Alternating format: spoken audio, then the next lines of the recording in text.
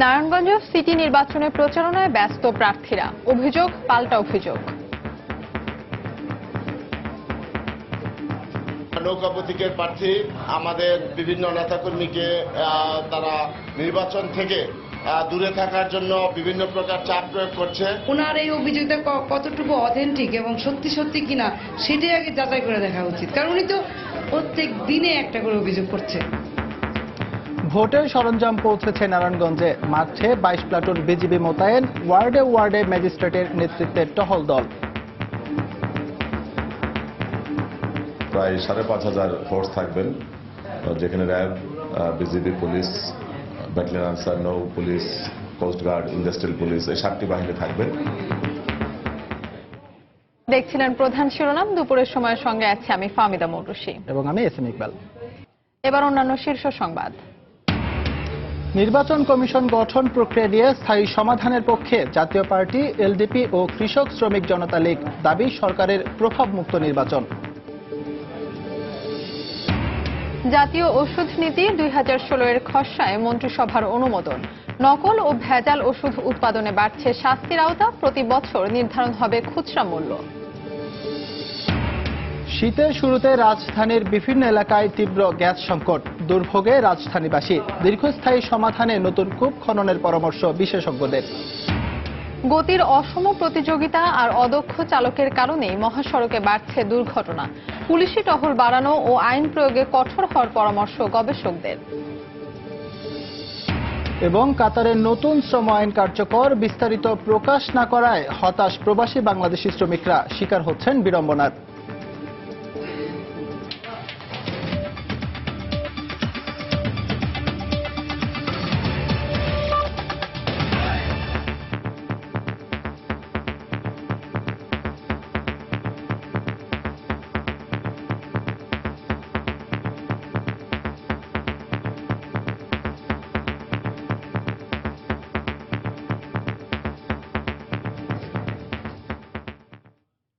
Narayanganj city corporation নির্বাচনের বাকি আর মাত্র 2 দিন। প্রচারণায় ব্যস্ত সময় কাটাচ্ছেন প্রার্থীরা। এরই মধ্যে পৌঁছে গেছে নির্বাচনী সরঞ্জাম। নির্বাচনকে কেন্দ্র করে আইন শৃঙ্খলা পরিস্থিতি নিয়ন্ত্রণে রাখতে মোতায়েন করা হয়েছে 22 প্লাটুন বিজিবি। একই সঙ্গে মাঠে থাকছে র্যাব ও পুলিশ। দুদিন পরই জানা যাবে কে হবেন নারায়ণগঞ্জের নতুন নগরপিতা। কিন্তু ব্যালট যুদ্ধে যে প্রার্থীরা অংশ নেবেন তাদের জনসংযোগ আর প্রচার চালানোর সময় আর মাত্র একদিন। তাই শেষ সময় ভোটারদের যতটা কাছাকাছি পৌঁছানো যায় চলছে তারই প্রতিযোগিতা। এরই মধ্যে নারায়ণগঞ্জে পৌঁছেছে ব্যালট পেপার সহ নির্বাচনী সরঞ্জাম। সোমবার দুপুরে বিজি প্রেস থেকে নির্বাচনী কর্মকর্তার তত্ত্বাবধানে এসব সামগ্রী পাঠানো হয়। নির্বাচনকালীন আইন শৃঙ্খলা নিয়ন্ত্রণে মোতায়েন রয়েছে 22 প্লাটুন বিজিবি। এছাড়া রয়েছে র্যাব ও পুলিশ। নির্বাচনী পরিস্থিতি নিয়ন্ত্রণে একজন সহকারী রিটার্নিং কর্মকর্তার অধীনে একজন নির্বাহী ম্যাজিস্ট্রেটের নেতৃত্বে বিজিবি, র্যাব, পুলিশের সমন্বয়ে প্রতিটি ওয়ার্ডে একটি করে টিম কাজ করবে। বিজিবি, পুলিশ, ব্যাটালিয়ন আনসার, নৌ পুলিশ, কোস্টগার্ড, ইন্ডাস্ট্রিয়াল পুলিশ, এই 7টি বাহিনী থাকবেন এবং এই সদস্যরা কাজ করবেন মূলত স্ট্রাইকিং ফোর্স এবং মোবাইল ফোর্স হিসেবে।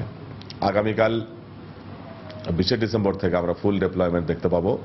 র্যাব আজকে মোতায়েন হয়ে গেছে, বিজিবি মোতায়েন হয়ে গেছে, আর 4000 আমাদের যে ফোর্স থাকবে তারা থাকবে প্রিজাইডিং অফিসারের সঙ্গে কেন্দ্রের স্থায়ী ফোর্স হিসেবে। শেষ সময় জনসংযোগে ব্যস্ত মেয়র প্রার্থীরা।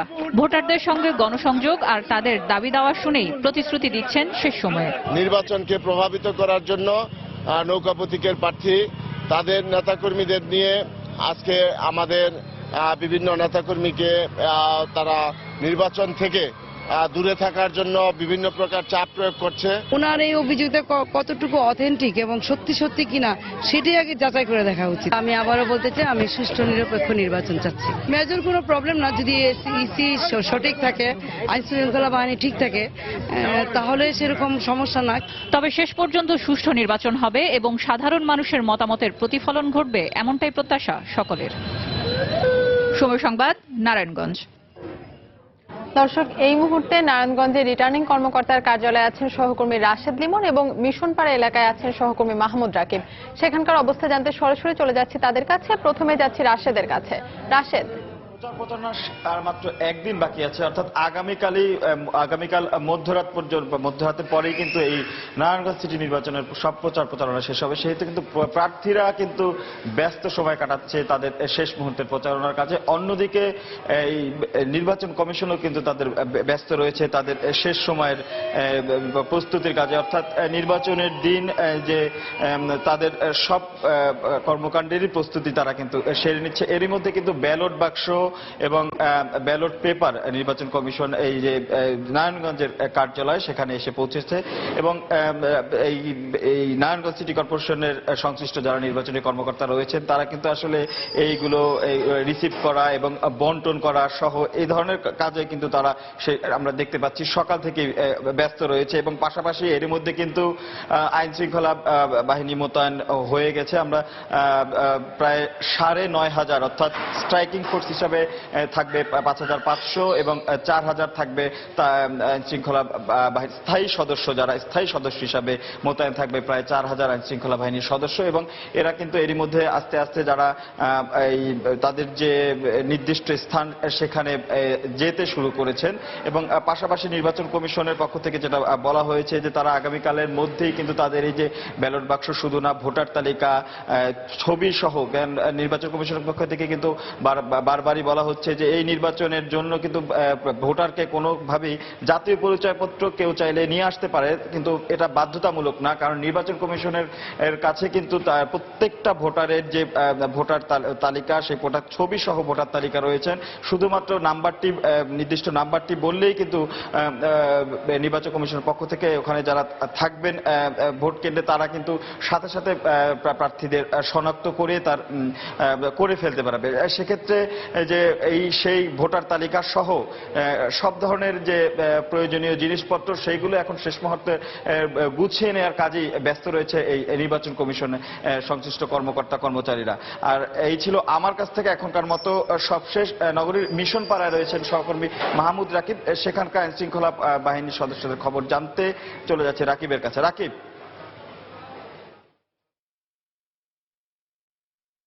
বলছিলেন নির্বাচনী সরঞ্জামের কথা, আমি যদি একটু নারায়ণগঞ্জ সিটি কর্পোরেশন নির্বাচনকে কেন্দ্র করে আইন শৃঙ্খলা বাহিনীর কথা বলি, আমরা দেখেছি আইন শৃঙ্খলা বাহিনী মোটামুটি পুরোপুরি প্রস্তুত নারায়ণগঞ্জ সিটি কর্পোরেশন নির্বাচনকে সম্পন্ন করার জন্য।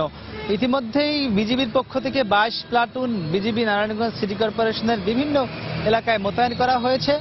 আইন শৃঙ্খলা বাহিনীর যে সোচ্চার তা কিন্তু আপনি আমার পিছনে এই ছবিতে দেখতে পাচ্ছেন যে আইন শৃঙ্খলা বাহিনী বিভিন্ন গাড়ি থামিয়ে চেক করছেন তাদের কাছে কোনো অবৈধ কোনো অস্ত্র আছে কিনা বা এমন কোনো বিস্ফোরক দ্রব্য আছে কিনা সেগুলো তারা মূলত দেখছেন।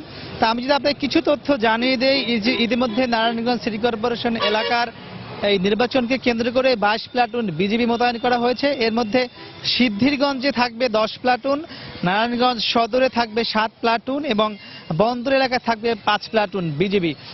এদেরকে ইতিমধ্যে মোতায়েন করা হয়েছে। তবে তারা এখনো রাস্তায় নামেননি, তারা হয়তো বিকেল নাগাদ রাস্তায় নামতে পারে বলে আমাদেরকে জানিয়েছেন রিটার্নিং কর্মকর্তা। এর বাইরে আমি যদি আপনাকে আরেকটু বিষয় জানিয়ে দেই, নারায়ণগঞ্জ সিটি কর্পোরেশন নির্বাচনে মোট 4000 পুলিশ মোতায়েন করা হয়েছে। এর বাইরে ইন্ডাস্ট্রিয়াল পুলিশ রয়েছে 200, র্যাবের মোট 480 জন সদস্য মোতায়েন করা হয়েছে। এছাড়া ব্যাটালিয়ন আনসার স্ট্রাইকিং ফোর্স রয়েছে মোট 1 প্লাটুন অর্থাৎ 30 জন, এবং এই 30 জনের প্রত্যেককেই কিন্তু একটি করে শটগান দেওয়া হয়েছে। এবং এবারই প্রথম যেটি আমাদেরকে রিটার্নিং কর্মকর্তা জানিয়েছেন, এই ব্যাটালিয়ন আনসার স্ট্রাইকিং ফোর্স যদি প্রয়োজন মনে করেন তারা কিন্তু এই শটগান থেকে গুলি ছুড়তে পারবেন, তাদেরকে কিন্তু সেই অনুমতি দেওয়া হয়েছে। এই বিষয়টি যে আমাদেরকে নিশ্চিত করেছেন রিটার্নিং কর্মকর্তা কামরুজ্জামান তালুকদার। এর বাইরে আমি আপনাকে আরো জানিয়ে দেব, কোস্ট গার্ড মোতায়েন করা হয়েছে 90 জন, নৌ পুলিশ মোতায়েন করা হয়েছে 90 জন। এই মিলিয়ে মোট 5340 জন আইন শৃঙ্খলা বাহিনীর সদস্য নারায়ণগঞ্জ সিটি কর্পোরেশন নির্বাচনে বিভিন্ন জায়গায় যারা যাওয়া আসার মধ্যে থাকবেন। এছাড়া এখানে যে মোট 174টি ভোট কেন্দ্র রয়েছে, সেই 174টি ভোট কেন্দ্রে আরো 4000 পুলিশ থাকবে যারা বিভিন্ন ভোট কেন্দ্রে স্থায়ীভাবে ভোটের দিন সকাল থেকে সন্ধ্যা পর্যন্ত থাকবেন। এছাড়া এই যে আমি বললাম এই মোট যে 9440 জন আইন শৃঙ্খলা বাহিনীর সদস্য, তারা পুরো নারায়ণগঞ্জ সিটি নির্বাচন শেষ হওয়ার পরে 24 তারিখ নারায়ণগঞ্জ ছেড়ে চলে যাবেন। এছাড়া ইতিমধ্যেই বহিরাগত যারা রয়েছেন তাদেরকে কিন্তু আগামীকাল রাত 12টার পরে নারায়ণগঞ্জ ছাড়ার নির্দেশ দেওয়া হয়েছে এবং অবৈধ অস্ত্র এখন থেকে যাদের কাছে আছে মোট 917টি বৈধ অস্ত্র নারায়ণগঞ্জে আছে। 917টি বৈধ অস্ত্র নারায়ণগঞ্জে আছে। তো এই বৈধ অস্ত্রগুলো এখন থেকেই বহন করা কিন্তু নিষিদ্ধ ঘোষণা করা হয়েছে। তো মোটামুটি নারায়ণগঞ্জ সিটি কর্পোরেশন নির্বাচনকে কেন্দ্র করে আমরা এক কথায় বলতে পারি যে পুরো নারায়ণগঞ্জ সিটি কর্পোরেশন এলাকায় আইন শৃঙ্খলা বাহিনী তাদের নিরাপত্তার চাদরে ঢেকে ফেলেছে এবং যাতে কোনো ধরনের অপ্রীতিকর অবস্থা তৈরি না হয় তার জন্য police, RAB, BGB, battalion striking force, coastguard, নৌ পুলিশ সবাই কিন্তু সতর্ক অবস্থায় থাকবে। তো মোটামুটি আমার কাছে নারায়ণগঞ্জ সিটি কর্পোরেশন নির্বাচনকে কেন্দ্র করে যে আইন শৃঙ্খলা বাহিনীর তথ্যই ছিল সবশেষ খবর। ফাহমিদা। দর্শক, নারায়ণগঞ্জের মিশনপাড়া এলাকা থেকে নারায়ণগঞ্জ সিটি কর্পোরেশন নির্বাচনকে কেন্দ্র করে আইন শৃঙ্খলা পরিস্থিতির খবর জানাচ্ছিলেন মাহমুদ রাকিব এবং এর আগে রিটার্নিং কর্মকর্তার কার্যালয় থেকে নির্বাচনী সামগ্রী সেখানে পৌঁছানোর বিষয়ে বিস্তারিত জানাচ্ছিলেন সহকর্মী রাশেদ লিমন। হঠাৎ করেই আলোচনায় উঠে এসেছেন কাউন্সিলর প্রার্থীরা। তাদের বিরুদ্ধে আচরণবিধি লঙ্ঘনের সঙ্গে রয়েছে হত্যার হুমকি বা ভয়ভীতি প্রদর্শনের মতো অভিযোগ। এমন অবস্থায় নির্বাচনকে কেন্দ্র করে পরিস্থিতির অবনতির আশঙ্কা করছেন অনেক প্রার্থী। তবে রিটার্নিং কর্মকর্তা বলছেন পরিস্থিতি নিয়ন্ত্রণে রয়েছে। তাফসির বাবুর রিপোর্ট। নারায়ণগঞ্জ সিটি নির্বাচনের সব আলোচনা মেয়র প্রার্থীদের ঘিরেই। তবে মেয়র প্রার্থীদের প্রচারণায় নির্বাচনের স্বাভাবিক পরিস্থিতি বজায় থাকলেও হঠাৎ করে উত্তেজনা ছড়াচ্ছে কাউন্সিলর প্রার্থীদের নির্বাচনী লড়াই। এর মধ্যে 14ই ডিসেম্বর 2 নম্বর ওয়ার্ডের কাউন্সিলর প্রার্থী সেলিনা ইসলামকে হত্যার হুমকি সহ নির্বাচন থেকে সরে দাঁড়াতে চিঠি দেয় অজ্ঞাত ব্যক্তিরা। বিভিন্ন এলাকায় তারা টানানো পোস্টার ছিঁড়ে ফেলে ভয়ভীতি দেখানোরও অভিযোগ এই কাউন্সিলর প্রার্থীর। এলাকায় মিটিং দিয়ে বলতেছে যে কোনো ক্যান্ডিডেট পাস করা কোনো আপত্তি নেই, কিন্তু ঠেলাগাড়িরা ভোট দেওয়া যাবে না। যদি ঠেলাগাড়িরা ভোট দেয় তাহলে নির্বাচনে 22 তারিখের পরে ওদের কেউ বলে হাত পা ভেঙে লাগবে, নির্বাচন নিয়ে বাড়াবাড়ি করলে তো নজরুলের মতন শেষ করে ফেলবো। এর বাইরে 18 নম্বর ওয়ার্ড সহ আরো কয়েকটি ওয়ার্ডে পেশি শক্তি ব্যবহারের পাল্টাপাল্টি অভিযোগ করে কয়েকজন প্রার্থী আশঙ্কা করছেন নির্বাচনের দিন পরিস্থিতির অবনতি হতে পারে। এই কারণে যে এটা করছে উনি 20 কোটি টাকা খরচ হলেও আমাদের দেখে নেবেন এরকম একটা কথা বলছেন। প্রত্যেকটা ওয়ার্ডের জন্য আলাদা সহকারী রিটার্নিং অফিসার এবং ম্যাজিস্ট্রেট নিয়োগ দেওয়া আছে। তাদের অভিযোগগুলো যদি সত্যতা থাকতো তাহলে ব্যবস্থা নিত এবং নেওয়ার ক্ষমতা তারা রাখে। বাইকে হামলা হয়েছে, পোস্টার ছিঁড়ে ফেলছে, কর্মীদের হুমকি ধমকি দিচ্ছে। এরা কেন্দ্র দখল যাতে না করতে পারে এর জন্য প্রশাসনের কাছে আমার জোর দাবি যাতে প্রশাসন যাতে অতিরিক্ত আইন শৃঙ্খলার বাহিনী এখানে প্রেরণ করে। তবে প্রার্থীদের অভিযোগ পাওয়ার কথা স্বীকার করে রিটার্নিং কর্মকর্তা বলছেন নির্বাচনী পরিস্থিতি নিয়ে আশঙ্কার কোনো কারণ নেই। মোবাইলে হুমকি দেওয়া বা ভোট করতে না বলা এগুলো এখন ভেরি ইউজুয়াল হয়ে গেছে।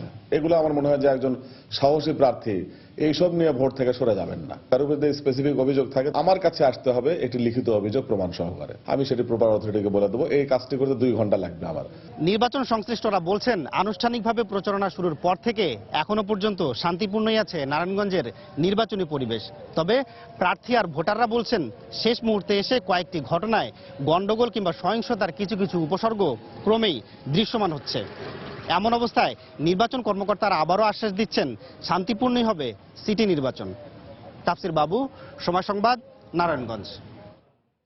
নির্বাচন কমিশন গঠন এবং নির্বাচনী পদ্ধতি নিয়ে স্থায়ী সমাধান খোঁজার পক্ষে জাতীয় পার্টি, এলডিপি ও কৃষক শ্রমিক জনতা লীগ। কাল এবং বুধবার রাষ্ট্রপতির সঙ্গে সংলাপে এই মত উপস্থাপন করা হবে বলে দলগুলোর পক্ষ থেকে জানানো হয়েছে। জাতীয় পার্টি বলছে আইন প্রণয়নের মাধ্যমে নির্বাচন কমিশন পুনর্গঠন করতে হবে। এলডিপি এবং কৃষক শ্রমিক জনতা লীগের মতে যোগ্য লোক ছাড়া সার্চ কমিটি গঠন হলে ফের বিতর্কিত হবে ইসি। বেলায়েত হোসেনের রিপোর্ট। নির্বাচন কমিশন পুনর্গঠনে ধারাবাহিক সংলাপের অংশ হিসেবে আগামীকাল জাতীয় পার্টির সঙ্গে বৈঠক করবেন রাষ্ট্রপতি মোহাম্মদ আব্দুল হামিদ। কমিশনার নিয়োগে বাছাই কমিটি কিংবা নির্বাচনকালীন সরকারের বিষয়ে দলটির তরফ থেকে নেই কোনো সুনির্দিষ্ট প্রস্তাব। তবে ইসি গঠনে আইনি প্রক্রিয়ায় পরিবর্তন চায় বর্তমান সংসদের এই বিরোধী দল। সংবিধানে পরিষ্কারভাবে বলা আছে যে একটা আইনের মাধ্যমে সেই আইনটিকে ফলো করে রাষ্ট্রপতি এটা নির্বাচন করবেন। নির্বাচন কমিশনের জন্য যাদের মনোনয়ন দেওয়ার বা গঠন করার যে ব্যবস্থা সেটা নেবেন। সেই আইনটি করে আমরা সংবিধানের যে বিধান সেটাকেও মানলাম। এদিকে আমাদের সবসময়ের জন্য যে একটা সমস্যার সৃষ্টি হয় সেই সমস্যা থেকে ওয়ান্স ফর এভার নিরসন হয়ে যাবে। উনি নিজের থেকে আগ্রহ প্রকাশ করেন তাহলে আমরা অন্যান্য বিষয়ে আলাপ করব। তবে অন্যান্য বিষয়ে আমরা সেভাবে সুনির্দিষ্ট পাবে প্রস্তুতি নিব না। এদিকে বুধবার সংলাপে অংশ নিচ্ছে কৃষক শ্রমিক জনতা লীগ ও এলডিপি। দুদলের পক্ষ থেকেই জানানো হয়েছে প্রস্তুত করা হচ্ছে সার্চ কমিটির তালিকা। জানানো হয় যুগের সাথে তাল মিলিয়ে নির্বাচন প্রক্রিয়া প্রণয়নেরও প্রস্তাবনা তৈরি করা হচ্ছে। আমরা হুবহু বিএনপিকে অনুসরণ করব না, বিএনপিতেই তাদের প্রস্তাব দিয়েছেন, আমরা তাদের অনেক প্রস্তাবের সাথে আমরা একমত। পাশাপাশি আমরা আমাদের নিজস্ব কিছু চিন্তা ভাবনা আছে যারা তাদের বিবেকের কাছেও দায়বদ্ধ। এই ধরনের ব্যক্তিদেরকে দিয়ে আমরা সার্চ কমিটি গঠনের মাধ্যমে একটা শক্তিশালী নির্বাচন কমিশন গঠন করতে চাই। অন্যান্য রাজনৈতিক দল কি প্রস্তাব দিল না সেটা তাদের ব্যাপার। নিঃসন্দেহে নির্বাচন প্রভাবমুক্ত হোক, সরকারি প্রভাবমুক্ত, যেটা বঙ্গবন্ধু আজীবন চেয়েছেন, আমরাও সেটা চাই এবং নিশ্চয়ই তার জন্য আমরা কিছু প্রস্তাবনা তুলে ধরব। তবে সংকট উত্তরণের স্থায়ী সমাধান খুঁজতে রাষ্ট্রপতি ও সরকারের প্রতি আহ্বান তাদের। বেলায়েত হোসাইন, সময় সংবাদ, ঢাকা। সময় সংবাদ আরো থাকছে। বছর ঘুরতেই আবারও চট্টগ্রামে বাড়ানো হচ্ছে ওয়াসার পানির দাম। চাহিদা না মিটিয়ে এমন উদ্যোগ অযৌক্তিক বলছে ক্যাব। জাতীয় ঔষধ নীতি 2016-এর খসড়ার অনুমোদন দিয়েছে মন্ত্রিসভা। সকালে সচিবালয়ে প্রধানমন্ত্রী শেখ হাসিনার সভাপতিত্বে মন্ত্রিসভার সাপ্তাহিক বৈঠকে অনুমোদন দেওয়া হয়। এ নীতি কার্যকর হলে প্রতিবছর একবার করে ওষুধের খুচরা মূল্য নির্ধারণ করার পাশাপাশি দাম অনলাইনে প্রকাশ করবে ওষুধ প্রশাসন অধিদপ্তর। এতে কার্যকর, নিরাপদ ও মানসম্মত ওষুধের সহজলভ্যতা নিশ্চিত করা সম্ভব হবে। নীতির আওতায় নকল ও ভেজাল ওষুধ তৈরির ক্ষেত্রে বাড়ছে শাস্তি। সভা শেষে মন্ত্রিপরিষদ সচিব মোহাম্মদ শফিউল আলম সাংবাদিকদের একথা জানান।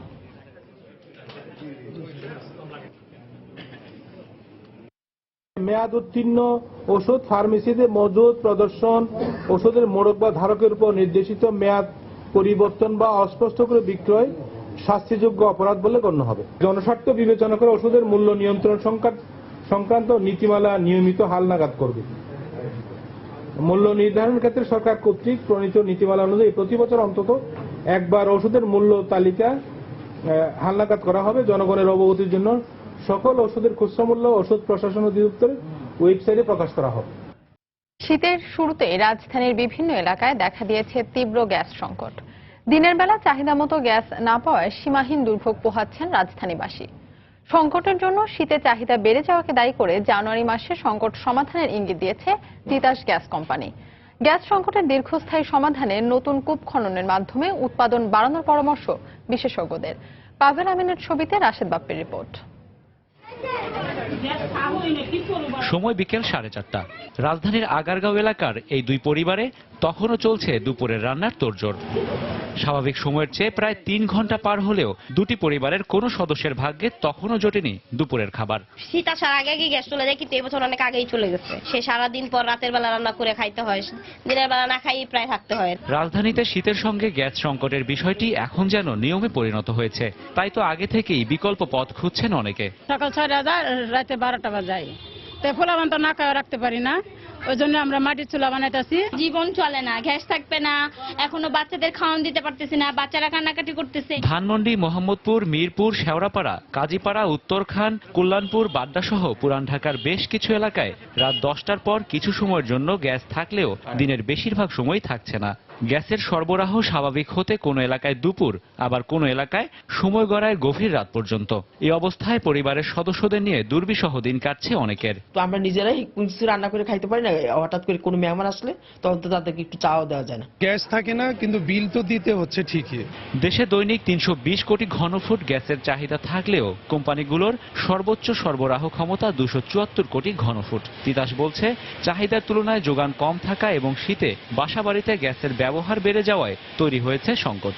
জানুয়ারি মাসে 60-70 মিলিয়ন গ্যাস আসবে, আমাদের প্রোডাকশনে আসবে, তখন আমরা গ্যাসের সরবরাহটা আরেকটু ভালো করতে পারবো। সরকার এলএনজি ইম্পোর্ট করছে, আশা করা যায় যে মার্চ 2018-এর মধ্যে এলএনজি আসবে, তখন আর কি ঘাটতিটা মিট আপ হবে আশা করা। এলএনজি কিন্তু অনেক বেশি এক্সপেন্সিভ একটা সলিউশন।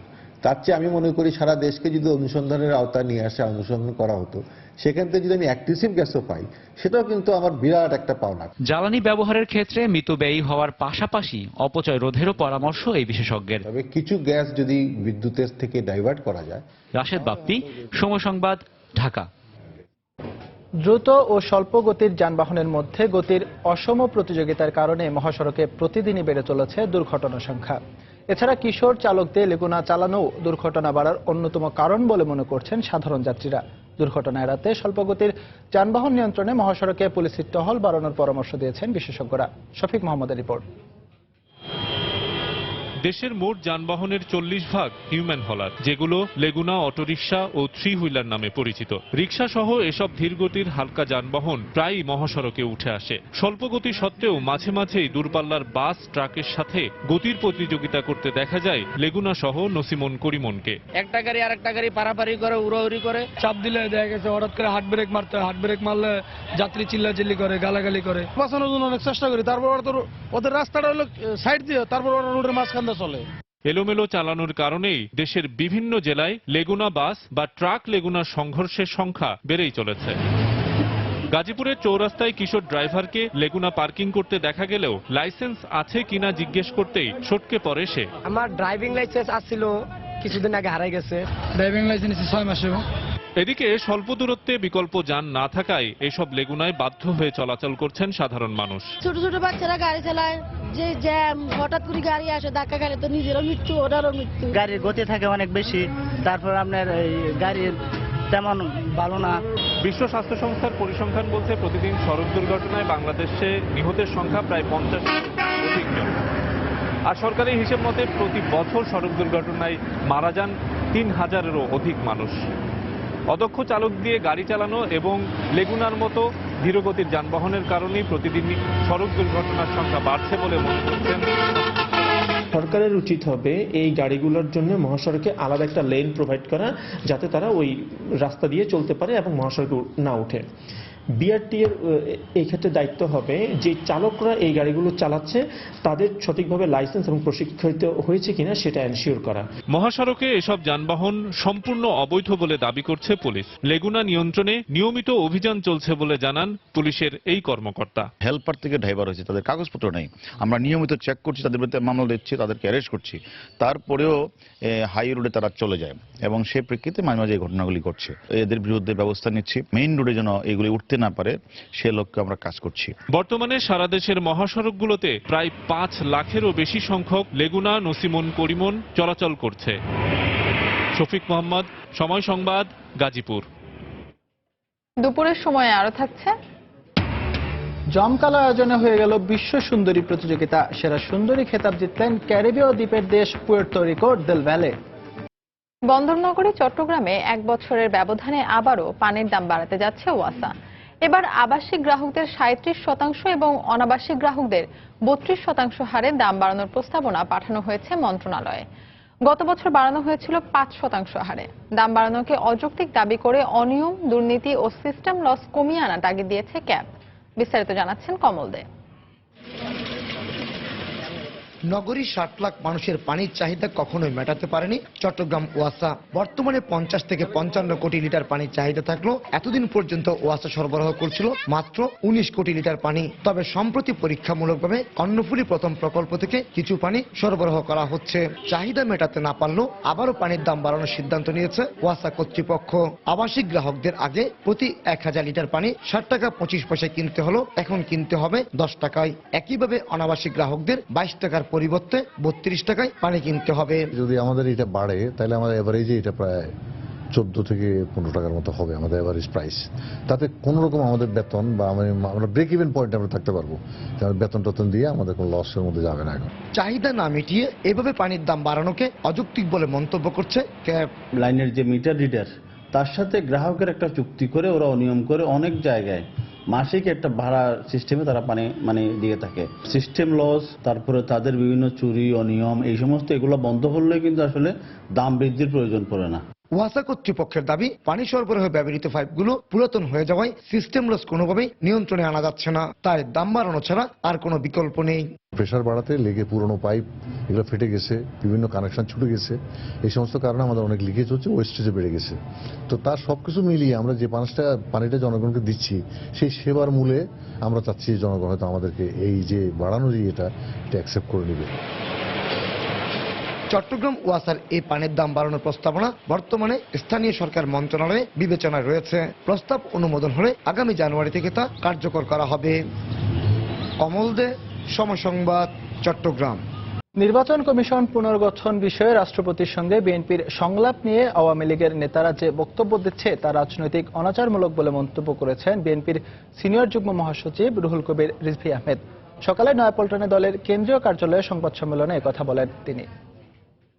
আজকে যে বিপন্ন গণতন্ত্রে থেকে গণতন্ত্রের যে শুভযাত্রার একটা ইঙ্গিত, একটা আলোর রেখা আমরা দেখতে পেলাম, এইটাকে যদি শাসক দলের সাধারণ সম্পাদক উনি সংশয় আছে, এটা তালগাছটা আমার চায়, তাহলে তালগাছটা কি আপনাদের হলেই সেটা ঠিক হবে? এটা হচ্ছে একটা হলো রাজনৈতিক অনাচারমূলক কথাবার্তা, এটা তারা পছন্দ করেন এবং নীতি নৈতিকতার সাথে শুধু কোনো সম্পর্ক নেই। এখানে কোনো সংশয়ের কথা বলে, এখানে বিতর্কিত কোনো কথা বলে তারা যদি যান, তাহলে মানুষের কাছে তারা দিনকে দিন কলঙ্কিত হবেন, ধিক্কৃত হবেন। কাতারে বহু প্রতীক্ষিত নতুন শ্রম আইন কার্যকর হলেও এর বিস্তারিত প্রকাশ না করায় হতাশ প্রবাসী বাংলাদেশি শ্রমিকরা। নতুন এই আইনে কাতার ছেড়ে যাওয়া বা আবারও কাতারে প্রবেশে 2 বছরের যে নিষেধাজ্ঞা ছিল তা তুলে নেওয়া হয়েছে। সেই সঙ্গে নিজেদের পছন্দ মতো মালিক পরিবর্তনের বৈধতা দেয়ায় খুশি প্রবাসী শ্রমিকরা। কাতার প্রতিনিধি আনোয়ার হোসেন মামুনের তথ্য ছবি নিয়ে ডেস্ক রিপোর্ট। সমালোচনার মুখে অবশেষে বড় ধরনের সংশোধনী এনে গত 4 ডিসেম্বর নতুন শ্রম আইন কার্যকরের ঘোষণা দেয় কাতার সরকার। তবে এই আইন কার্যকরের পর শ্রমিকদের কোনো সুবিধা না বাড়ায় হতাশা প্রকাশ করেছেন প্রবাসী বাঙালিরা। এছাড়া আইনের বিস্তারিত প্রকাশ না করায় মালিক পরিবর্তন করতে বিভিন্ন অফিস ঘুরেও কাজ হচ্ছে না বলে অভিযোগ তাদের। আমি সবগুলো পেপার নিয়ে যাওয়ার পর ওইখান থেকে তারা বলে যে তাদের হাতে এখনো কোনো কিছু ডিটেলস এসে পৌঁছে নাই। সব আইন কানুন এখন কাতারিদের হাতে, ওরা যেমন করতে চাইতেছে ওইরকমই হচ্ছে। তো আমাদের জন্য তেমন একটা সুযোগ সুবিধা নাই। আমরা এখন প্রবাসীরা অনেক হতাশার মধ্যে আছি।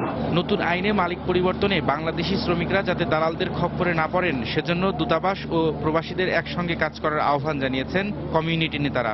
এই আইনটা অতি দ্রুত কার্যকর করা হোক। তার সাথে সাথে জানাই যে বাংলাদেশের এম্বাসির পক্ষ থেকে যে কাগজপত্র লেবার লতে দরকার হয় অতি তাড়াতাড়ি যেন এই কার্যক্রম করতে পারে। এই আইনে কোনো বাংলাদেশি শ্রমিক মালিক পরিবর্তন করতে চাইলে তাদের সব রকম সহযোগিতার আশ্বাস দিয়েছেন কাতারে নিযুক্ত বাংলাদেশি রাষ্ট্রদূত। বাংলাদেশি শ্রমিক যারা আছেন তাদের নতুন চাকরি বা অন্য কোনো কোম্পানিতে চাকরি দেওয়ার ব্যাপারে আমাদের দূতাবাস থেকে সর্বপ্রকার সহযোগিতা প্রদান করা হবে এবং এখানে যেটা প্রয়োজন হয় গুড কন্ডাক্ট সার্টিফিকেট ইস্যু করা হয় সেটা আমরা যত দ্রুত সম্ভব এটা তাদেরকে প্রদান করার চেষ্টা করব। নতুন শ্রম আইন অনুযায়ী কোনো শ্রমিকের পাসপোর্ট নিয়োগদাতা কাছে রাখলে 10 থেকে 25,000 পর্যন্ত কাতার রিয়াল জরিমানা গুনতে হতে পারে। বাংলাদেশ দূতাবাসের তথ্য অনুযায়ী কাতারে বর্তমানে নির্মাণ শ্রমিক, গৃহকর্মী ও ব্যবসায়ী সহ বিভিন্ন পেশায় 3 লাখ প্রবাসী বাংলাদেশি কর্মরত আছেন। সময় সংবাদ, কাতার। বিশ্বের দ্বিতীয় শীর্ষ পোশাক রপ্তানিকারক দেশ বাংলাদেশ, অথচ ওভেন পোশাকের বেশিরভাগ কাপড় আমদানি করতে হচ্ছে বিদেশ থেকে। এতে এ খাতে বিপুল পরিমাণ রপ্তানির অর্ডার যেমন হাতছাড়া হচ্ছে, তেমনি রপ্তানি আয়ের বড় অংশ চলে যাচ্ছে দেশের বাইরে। উদ্যোক্তারা বলছেন, বস্ত্র খাতে বিনিয়োগের ব্যাপক সম্ভাবনা থাকলেও মূলধন, জমি ও জ্বালানি সংকটে তা সম্ভব হচ্ছে না। বিস্তারিত জানাচ্ছেন হাজেরা শুলি। তৈরি পোশাক রপ্তানির অগ্রযাত্রার সাথে সহযোগী শিল্প হিসাবে 80-র দশকে যাত্রা শুরু বস্ত্র খাতের। বর্তমানে নিটওয়্যার পোশাকের 85% কাপড় সরবরাহ করছে স্থানীয় বস্ত্র কারখানা, কিন্তু সিংহভাগ কাপড় ও অ্যাক্সেসরিজ বাইরে থেকে আমদানি করতে হওয়ায় ওভেন পোশাক রপ্তানির ব্যাপক সম্ভাবনা হাতছাড়া হচ্ছে বাংলাদেশের। বৈশ্বিক চাহিদার সাথে পাল্লা দিয়ে বাড়েনি বস্ত্র কারখানা। শিল্প মালিকরা জানান, গ্যাস ও বিদ্যুৎ না পাওয়ায় নতুন শিল্প স্থাপন তো দূরের কথা, উৎপাদনে আসতে পারছে না অনেক কারখানা। ওভেন ফেব্রিক্স এর মাত্র 20% আমরা লোকালি তৈরি করতে পারি। যদি ফেব্রিক্সটা, অ্যাক্সেসরিজটা যদি করতে পারি তাহলে সম্পূর্ণ টাকাটাই কিন্তু আমাদের দেশে থেকে গেল। প্রায় 100-র মতো ইন্ডাস্ট্রি আছে যারা নাকি তাদের মেশিন বর্ধিত করছে, কিন্তু গ্যাসের জন্য চালাতে পারতেছে না। এছাড়া ব্যাংক ঋণের উচ্চ সুদের কারণে এ খাতে কাঙ্ক্ষিত বিনিয়োগ হচ্ছে না। এজন্য বিদেশি ঋণ সহজলভ্য করার দাবি উদ্যোক্তাদের। ওভেনে হিউজ ইনভেস্টমেন্ট প্রয়োজন এবং সেই ইনভেস্টমেন্টের পরিমাণ এত বেশি যেটা ব্যাংক থেকে 10%-এর উপরে ইন্টারেস্ট দিয়ে এই টাকা ইনভেস্ট করলে সেটা আর সার্ভাইভ করতে পারবে না। ফরেন লোন যদি আরো সহজলভ্য করে দিতে পারে এবং বিদেশি ইনভেস্টমেন্টকে যদি আমাদের বিশেষ বিশেষ করে ওভেনের যে ফ্যাব্রিক্স ম্যানুফ্যাকচারিং ইউনিটে যদি আনা যায় 20%-এর উপরে গ্রোথ হওয়ার সুযোগ রয়েছে।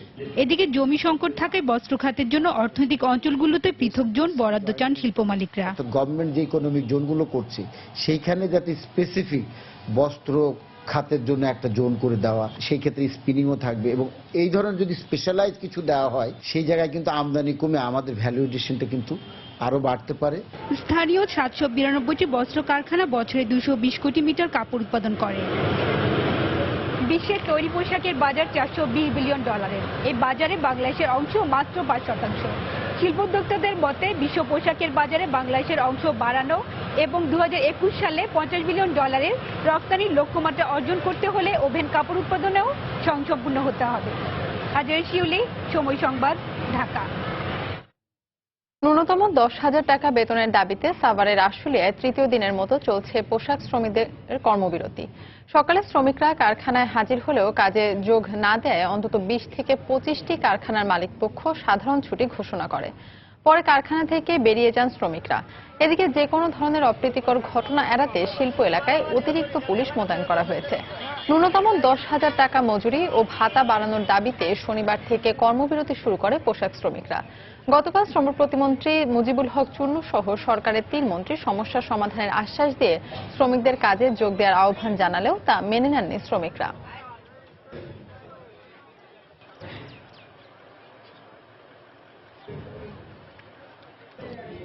কুড়িগ্রামে শীতের তীব্রতা বাড়ার সাথে সাথে বেড়ে গেছে নানা ধরনের শীতজনিত রোগ ব্যাধি। রোগীর সংখ্যা বেড়ে যাওয়ায় চিকিৎসা সেবা দিতে হিমশিম খাচ্ছেন সরকারি হাসপাতালের চিকিৎসক আর নার্সরা। জেলা স্বাস্থ্য বিভাগের দাবি, শীতজনিত রোগ প্রতিরোধে মাঠ পর্যায়ে কাজ শুরু করেছে 85টি মেডিকেল টিম। মমিনুল ইসলাম মঞ্জুর তথ্য ও বেলাল হোসেনের তোলা ছবি নিয়ে ডেস্ক রিপোর্ট। কুড়িগ্রাম জেলায় শীত জেঁকে বসেছে, ফলে বিরূপ প্রভাব পড়েছে জনজীবনে। বেড়ে গেছে সর্দি কাশি, জ্বর, শ্বাসকষ্ট, ডায়রিয়া ও নিউমোনিয়া সহ নানা ধরনের রোগ ব্যাধি। এসব রোগে শিশু এবং বৃদ্ধরা আক্রান্ত হচ্ছে সবচেয়ে বেশি। ফলে জেলা সদর হাসপাতাল সহ অন্যান্য হাসপাতালগুলোতে এখন বহির্বিভাগ, জরুরি বিভাগে রোগীদের উপচে পড়া ভিড়। আমার বাচ্চা সর্দি, জ্বর, কাশ, মাথা ব্যথা, আমার শ্বাসকষ্ট, খুব নিঃশ্বাস নিতে খুব কষ্ট হয়। আমার বাচ্চার নিউমোনিয়া হয়েছে, শ্বাস নিতে এই জন্য হাসপাতালে। জেলা সদর হাসপাতালে শিশুদের জন্য বরাদ্দ শয্যা সংখ্যার 3 গুণ রোগী ভর্তি থাকায় সেবা দিতে হিমশিম খেতে হচ্ছে বলে জানালেন নার্সরা। শিশু ওয়ার্ডে চাপ অনেক বেশি, তারপর আমরা কাজ করে যাচ্ছি। যদিও আমার শিশু বেডের সংখ্যা 10টা, কিন্তু তুলনামূলকভাবে আমাদের 3 গুণ পর্যন্ত রোগী থাকে। শিশুরা ঠান্ডায় যেন বের না হয় এবং তাদের পুষ্টিকর খাবার দেওয়ার পরামর্শ দিলেন এই বিশেষজ্ঞ চিকিৎসক। শীতকালে শিশুদের শীতজনিত রোগ একটু বাড়ে, যেমন ডায়রিয়া, নিউমোনিয়া। বিশেষ করে অসুস্থ হওয়ার সঙ্গে সঙ্গে যদি ডাক্তারের কাছে আনা যায় এবং সুচিকিৎসা নেওয়া যায় তাহলে বাচ্চাগুলো ভালো থাকবে। সদর হাসপাতালে চিকিৎসকের 42টি পদ থাকলেও আছেন মাত্র 18 জন। তারপরও 3টি বিভাগে বিপুল সংখ্যক রোগীকে চিকিৎসা দেওয়ার চেষ্টা চলছে বলে জানালেন সদর হাসপাতালের শীর্ষ কর্মকর্তা। মাত্র 18 জন চিকিৎসক কর্মরত রয়েছেন। এই স্বল্প সংখ্যক চিকিৎসক দিয়েই আমরা রোগীদেরকে মানুষের মতো সেবা দেওয়ার চেষ্টা করছি। এদিকে শীতজনিত রোগ প্রতিরোধে ওষুধের কোনো ঘাটতি নেই এবং মাঠ পর্যায়ে মেডিকেল দলগুলো কাজ করছে বলে জানালেন জেলা স্বাস্থ্য বিভাগের শীর্ষ কর্মকর্তা। আমাদের যথেষ্ট পরিমাণ ওষুধপত্র সরবরাহ রয়েছে এবং আমরা এই 85টি মেডিকেল টিমের মাধ্যমে সেগুলো বিতরণ করছি। সদর হাসপাতাল কর্তৃপক্ষ জানিয়েছে 100 শয্যার এই হাসপাতালের অন্তঃবিভাগে দ্বিগুণ রোগী ভর্তি থাকছে। এছাড়া প্রতিদিন গড়ে বহির্বিভাগে 500 এবং জরুরি বিভাগে 100 রোগী চিকিৎসা নিচ্ছেন। সময় সংবাদ, কুড়িগ্রাম। দীপ্ত টিভিতে সম্প্রচারিত বাংলায় ডাবিং করা বিদেশি সিরিয়াল বন্ধের দাবি জানিয়েছে শিল্পী সংগঠন federation of television professional organisation, FTPO। সকালে রাজধানীর তেজগাঁও শিল্প এলাকায় দীপ্ত টিভির কার্যালয় ঘেরাও করে অবস্থান কর্মসূচি পালন করে আন্দোলনরত শিল্পী সংগঠনের নেতাকর্মীরা। তারা ডাবিং করা বিদেশি সিরিয়াল দ্রুত বন্ধ করা না হলে কঠোর আন্দোলনে যাওয়ার হুঁশিয়ারি দেন। আগামীকাল সকালে এরই ধারাবাহিকতায় রাজধানীর কারওয়ান বাজারে 21 টিভি ভবন ঘেরাও ও অবস্থান কর্মসূচির ঘোষণা দেন সংগঠনটির আহ্বায়ক মামুনুর রশিদ। আমরা আশা করব যে শুভবুদ্ধির উদয় হবে।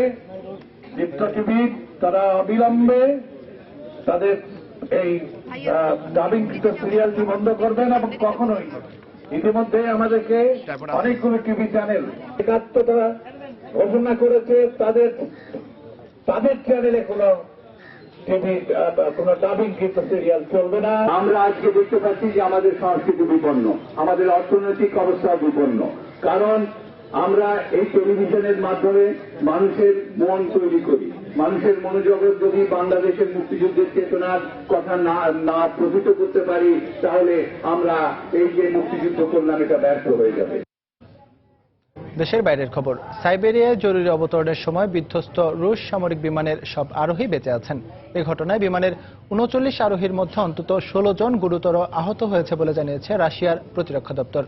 রুশ কর্তৃপক্ষ প্রথমে ইয়াকুটিয়া অঞ্চলের এ দুর্ঘটনায় কেবল ৫ জন জীবিত থাকার খবর জানালেও কিছুক্ষণের মধ্যেই এ তথ্য সংশোধন করে। ইল-18 রুশ সামরিক বিমানটিতে ৩২ জন সেনা কর্মকর্তা ও ৭ জন ক্রু ছিলেন। দুর্ঘটনায় বিমানটি কয়েক টুকরো হয়ে গেলেও সেটিতে বিস্ফোরণ হয়নি, আর তাই তাৎক্ষণিকভাবে আরোহীদের বের করে আনা সম্ভব হয় বলে জানায় গণমাধ্যম।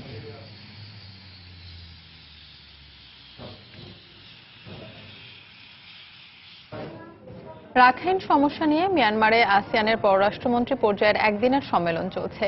সোমবার মিয়ানমারের স্টেট কাউন্সিলর ও পররাষ্ট্রমন্ত্রী অং সান সুচির সভাপতিত্বে স্থানীয় সময়ে সকালে ইয়াঙ্গুনে এই বৈঠক শুরু হয়।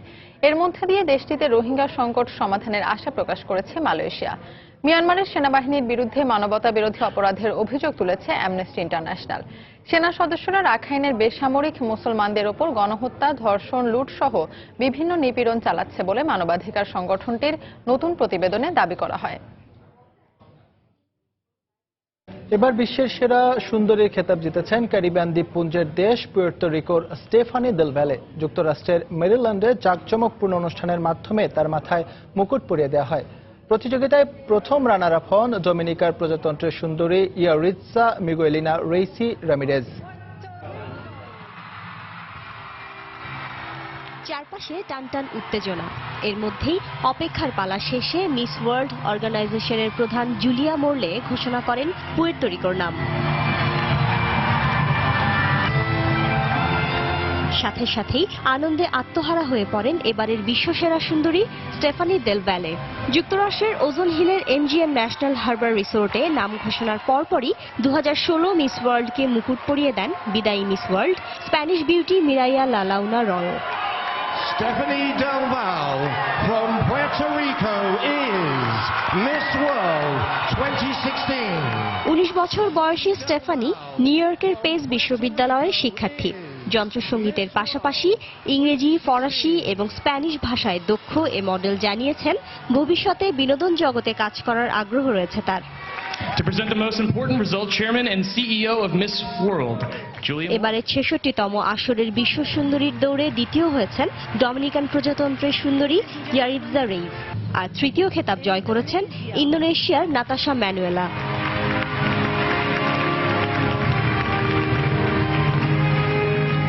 এবছর বিশ্বের 117টি দেশের সুন্দরীরা এই প্রতিযোগিতায় অংশ নেন। শিরিন আক্তার, সময় সংবাদ।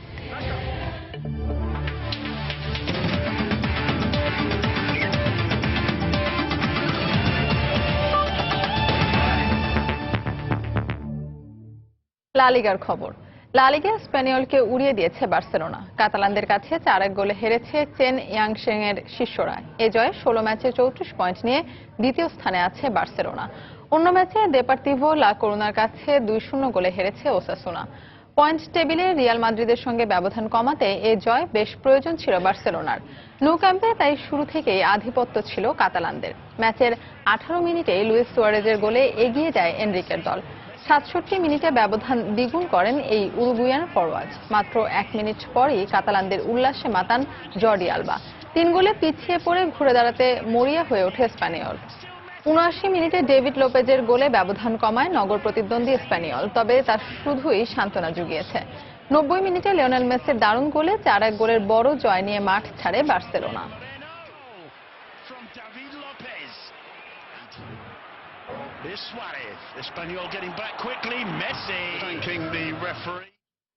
এ পর্যায়ে দুপুর সময়ের শীর্ষ সংবাদগুলো জানিয়ে দিচ্ছি আরেকবার।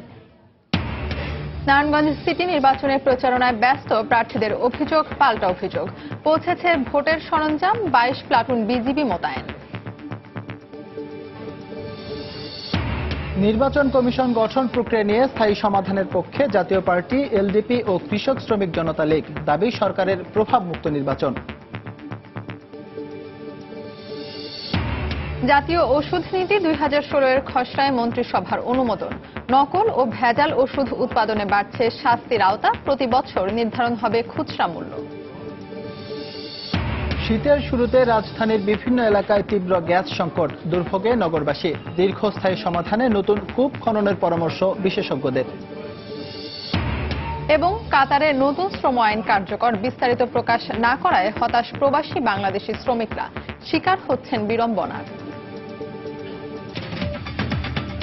এই ছিল দুপুরের সময়। যে কোনো খবর পেতে ভিজিট করুন সময় নিউজ.টিভি। সঙ্গেই থাকুন সময়।